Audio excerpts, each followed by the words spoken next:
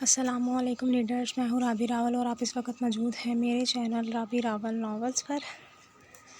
ابھی میں فری ہوئی تھی تو میں نے کہا چلے میں نا ایپیسوڈ اپلوڈ کر دیتی ہوں۔ 61 تو آپ کو پتہ ہے کہ میں کر چکی ہوں اپلوڈ، تو میں نے کہا چلے 62 بھی کر دیتی ہوں اپلوڈ۔ اور میں ابھی چھت پہ آئی ہوں اور مجھے سانس چڑھ گیا۔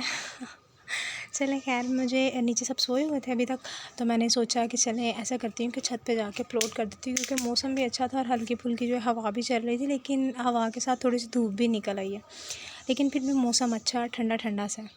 اور اس وقت میں نے دوبارہ دوسرا ایپیسوڈ اس لیے اپلوڈ نہیں کیا تھا کیونکہ مرغے کی آواز کافی آ رہی تھی اندر بولنے کی، تو اس کی جو بانگیں تھی نا اس سے میں تنگ آ گئی تھی، تو پھر میں نے کہا چلے میں نا ٹہن کے اپلوڈ کر لوں گی۔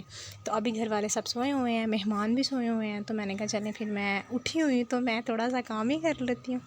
تو چلیں ناول کو سٹارٹ کرتے ہیں۔ ناول ہے نفرت اور محبت سے رقم عشق کی داستان، ایپیسوڈ ہے 62 اور تحریر ہے رابی راول کی۔ Late start.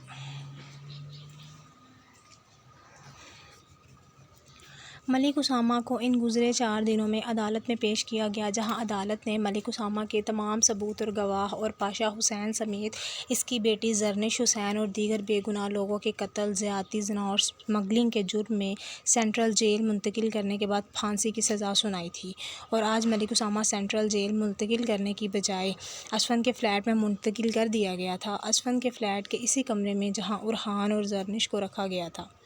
اس وقت وہ اسی کرسی پر رسیوں سے باندھا گیا تھا جہاں اس کے بیٹے کو باندھا تھا۔ اس کے سامنے ایک کرسی پر زریز اور ایک کرسی پر اسفند کسی جدید طریقے سے ملک اسامہ کو ہوش میں لانے کا سوچ رہے تھے۔ زریز کی آنکھوں کے آگے اپنے ماں باپ کی گاڑی کا جلنا بار بار گھوم رہا تھا، اسی لیے ملک اسامہ کی ایک بازو کو پٹرول چھڑک کر اسے آگ لگاتے اپنی وحشی انداز میں اس کو ہوش میں لایا۔ بازو جلنے پر ہوش میں آتے ملک اسامہ کی چیخیں اسفند کے فلیٹ کے در و دیوار میں گونجتی وحشت طاری کر رہی تھی۔ کیا ہوا؟ اتنی جلدی تکلیف ہونے لگی؟ اس ہاتھ سے تم نے میرے ماں باپ کو مارا تھا نا؟ ملک اسامہ بھی اپنی آگ لگی بازو کو جلتا دیکھ چیخ رہا تھا جب اسفند نے آگے بڑھتے اس کی دوسری بازو کو اس کے جسم سے جدا کیا۔ ان غلیظ ہاتھوں سے تو نے میری ماں کو چھوا تھا، میں تو سوچتا تھا کہ یہ ہاتھ میرے پر کاٹنے سے پہلے ہی اللہ کی طرف سے کٹ جائیں گے، لیکن شاید یہ بھی تیری طرح ڈیٹ قسم کے ہیں جو ابھی تک تیرے جسم کے ساتھ بالکل صحیح طریقے اور برقرار گناہوں کی دلدل میں ڈوبے ہوئے ہیں، اور یہ بات مجھے بالکل بھی گوارا نہیں۔ ارے یار، اس کی چیخیں مجھے ڈسٹرب کر رہی ہیں۔ اسفند زریز سے بولتا، ہاتھ میں تیزاب کی بوتل یہ اس کا ڈھکن کھولنے لگا۔ اسفند کے ہاتھ میں تیزاب کی بوتل دیکھتے زریز نے ملک اسامہ کو بالوں سے پکڑ کر اس کے چہرے کو اونچا کیا، تو اسفند نے ایک ہاتھ سے ملک اسامہ کے منہ کو کھولتے اس کے منہ میں تیزاب انڈیلا، جو 5 منٹ کے اندر اندر اس کے حلق کی تمام نسوں کو کاٹتا اس کے حلق کی چیخوں کو ختم کر گیا تھا۔ آج کیسا انصاف کیا تھا اللہ کی ذات نے، جو دوسروں کی چیخیں سنتے خود میں سکون اترتا محسوس کرتا تھا، آج اپنے درد پہ اللہ نے اسے چیخنے کا موقع بھی نہیں دیا تھا۔ ملک اسامہ کی بے بسی اور حالت دیکھ کے زریز کی آنکھ سے آنسو کا ایک قطرہ نکلا تھا۔ اس کا یہ چاچو اس کو اپنی جان سے زیادہ عزیز ہوا کرتا تھا کبھی، لیکن اپنے ماں باپ کی حالت یاد کرتے وہ آنسو جیسے خود ہی اپنے آپ کہیں ختم ہوا تھا۔ ملک اسامہ کی دونوں بازوؤں کو نکارا کرتے زریز نے اس کو رسیوں سے آزاد کیا، تو اسفند نے اپنے ہاتھ میں پکڑے کلہاڑی نما آلے سے ملک اسامہ کے دھڑ کو ایک جھٹکے سے اس کے جسم سے جدا کیا۔ آواز تو ملک اسامہ کی تیزاب انڈیلنے کی وجہ سے کہیں دب ہی گئی تھی، اب تو صرف بے بسی اور تکلیف پر آنسو ہی آنسو تھے جو ملک اسامہ کی آنکھوں سے نکل رہے تھے، لیکن اپنی ماں کی فریاد، اپنے باپ کے آنسو یاد کرتے اسفند کو اس کی آنکھ سے نکلنے والے وہ آنسو بھی گوارا نہیں تھے، اسی لیے ایک تیز دھار چاقو کو آگ پر گرم کرتے اسفند نے ایک جھٹکے سے ملک اسامہ کی دونوں آنکھوں میں اس گرم آگ سے جلتے چاقو کو گھسایا۔ ملک اسامہ کی آنکھوں نے 1 منٹ کا وقفہ ضائع کیے لہو چھلکانا شروع کر دیا تھا۔ اس کی آنکھوں سے آج وہی خون نکل رہا تھا جو کبھی اس نے بے بس اور مجبور لوگوں کی آنکھوں سے نکالا تھا، آج اس کی زبان پر بھی ایسی ہی رحم کی فریاد تھی جو کبھی ایک بے بس اور مجبور لڑکی کی عزت لوٹتے وقت اس کی زبان اور آنکھوں میں ہوا کرتی تھی، اور جس طرح وہ وقت کا فرعون بنا ان تمام آہوں اور سسکیوں کو خاطر میں نہیں لاتا تھا، آج اللہ تعالیٰ نے اس فرعون کو سسکنے اور اپنی دہائیاں بلند کرنے کا بھی موقع نہیں دیا تھا۔ زریز نے ملک اسامہ کی موت کو آسان کرنے کے لیے ایک جھٹکے سے ملک اسامہ کا سر اس کے تن سے جدا کیا۔ وہ تینوں اس وقت ملک اسامہ کے جسم کو 4 حصوں میں تقسیم کر گئے تھے: بازو، دھڑ، جسم اور سر۔ لیکن افسوس اس بات کا تھا کہ اس قدر اذیت ناک موت کے باوجود آج اس کی لاش پر رونے والا کوئی بھی موجود نہیں تھا۔ ملک اسامہ کو موت کے گھاٹ اتارنے کے بعد زریز نے اپنے آدمی کو ملک اسامہ کے تمام اعضاء کو اسی گاڑی میں منتقل کرنے کا کہا جس گاڑی میں وہ ملک اسامہ کو سینٹرل جیل لے کر جا رہے تھے۔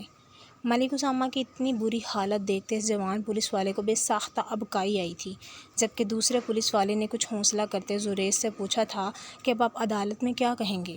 وہ تو اس کو کسی بھی صورت اپنے ہاتھ سے جانے نہیں دینا چاہتے تھے، اور اگر ہم نے اس کے غائب ہونے کی اطلاع عدالت میں کرتے ہیں تو آپ کی نوکری ختم ہونے کا بھی ڈر ہے۔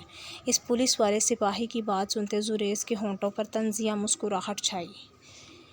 عدالت میں ملک اسامہ کی ڈیڈ باڈی پیش کرتے وقت یہ کہا گیا تھا کہ ملک اسامہ کو جب سینٹرل جیل منتقل کیا جا رہا تھا تب ملک اسامہ نے فرار ہونے کی کوشش کی تو اچانک سامنے سے آتے ٹرک سے حادثہ اتنا شدید تھا کہ پولیس ملک اسامہ کو بچا نہیں پائی اور ٹرک کے نیچے آ کر کچلے جانے کی وجہ سے موقع پر ڈیتھ ہو گئی۔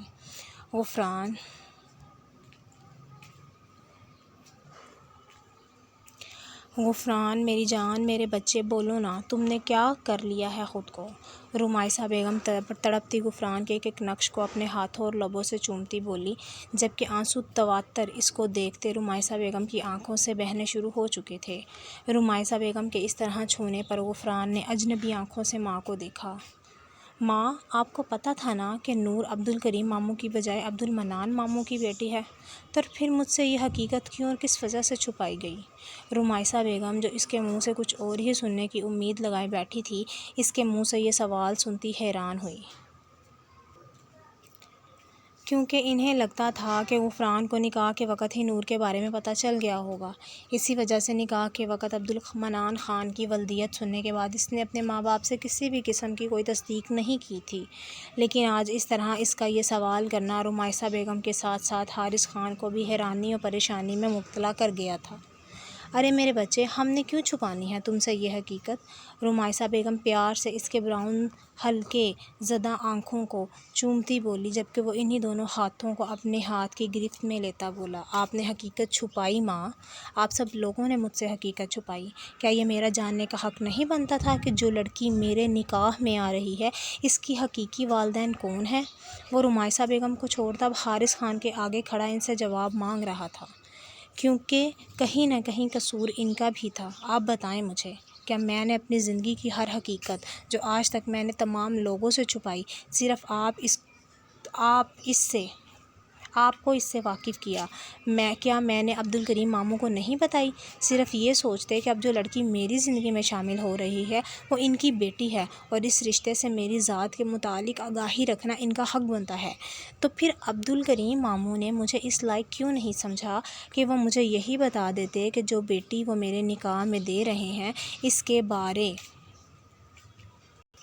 میں یہ بتا دیں کہ اس کے حقیقی والدین کون ہیں؟ چلے میں فرض کر لیتا ہوں کہ مجھے نکاح کے وقت یہ سب معلوم ہو گیا تھا، لیکن کیا یہ میرے ساتھ ناانصافی نہیں ہے؟ کیا مجھے نکاح سے پہلے اس بات کا علم ہونا نہیں چاہیے تھا؟ غفران بیٹا، ہمیں یہی تھا کہ تم خود ہم سے اس بارے میں سوال کرو گے۔ حارث خان اس کی آنکھوں میں بے چینی اور ایک عجیب قسم کی لہجے میں تڑپ دیکھتے بولے، جبکہ وہ آج پہلی بار اپنے ماں باپ سے اس قدر بلند آواز میں بات کر رہا تھا۔ کیوں بابا، میں کیوں یہ سوال کرتا؟ میں نے تو یہ نہیں کہا تھا کہ میری ذات کے بارے میں جب عبدالکریم ماموں سوال کریں گے تو میں اپنی ذات کی جسٹیفیکیشن تبھی عبدالکریم ماموں کو دوں گا، اس سے پہلے نہیں۔ لیکن مجھے حقیقت سے آگاہ کرنے کے لیے میری مرضی اور میرا پوچھنا اتنا ضروری کیوں ٹھہرا بابا؟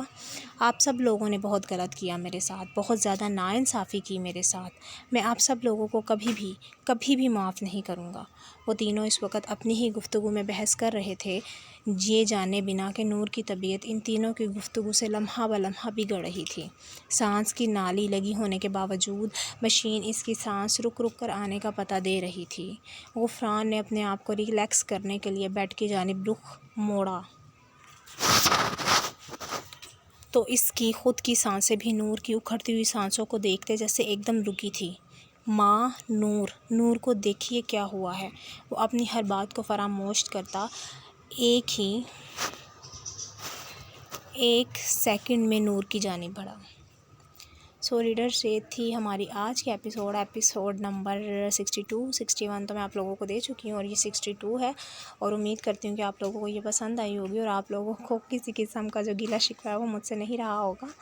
تو مجھے کمنٹ باکس میں ضرور بتائیے گا کہ آپ لوگوں کو میرا آج کی ایپیسوڈ کیسی لگی، ٹھیک ہے؟ انشاءاللہ ایپیسوڈ 63 کے ساتھ ملتے ہیں، جو کہ میرا آج ہی ارادہ ہے دینے کا آپ لوگوں کو سرپرائز ایپیسوڈ، کیونکہ جو میں اتنے دن سے ایپیسوڈ نہیں دے سکی، تو میرا ارادہ ہے کہ میں آپ لوگوں کو آج ایپیسوڈ 63 بھی دے دوں سرپرائز، تو آپ لوگوں کے جو گلے شکوے ہیں وہ ختم ہو جائیں گے۔